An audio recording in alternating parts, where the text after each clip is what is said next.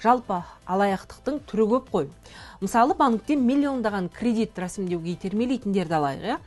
Олардың басты қаруы ұялы телефон, байланыс нөмірі мен адамның аты жөні болса жеткілікті. Әлемнің кез келген нүктесінен қоңырау шалып, жоспарын жүзеге асырады. Енді жасанды интеллект министрлігі AI антифрод жүйесін енгізуді жоспарлап отыр. Ұялы байланыс сапасын арттыру үшін операторлар телеком желілерін талдауға арналған жасанды интеллект енгізеді. Жүйе желі жүктемесін, пайдаланушылар тығыздығын және станциялар орналасуын талдап болжайды. Осылайша ресурстарды автоматты түрде инженерлердің қатысуынсыз қайта бөлуге мүмкіндік береді. Алаяқтықпен күрес аясында AI антифрод жүйесін енгізу жоспарлануда.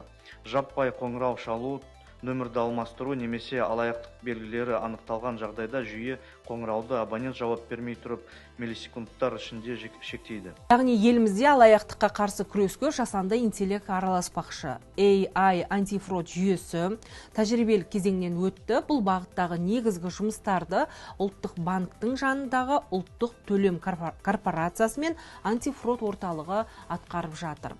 Қатарға банктерден бөлек ұялы байланыс операторлары мен құқық қорғау органдары интеграцияланған. Жүйеде транзакцияларды талдайтын AI агенттер жұмыс істейді.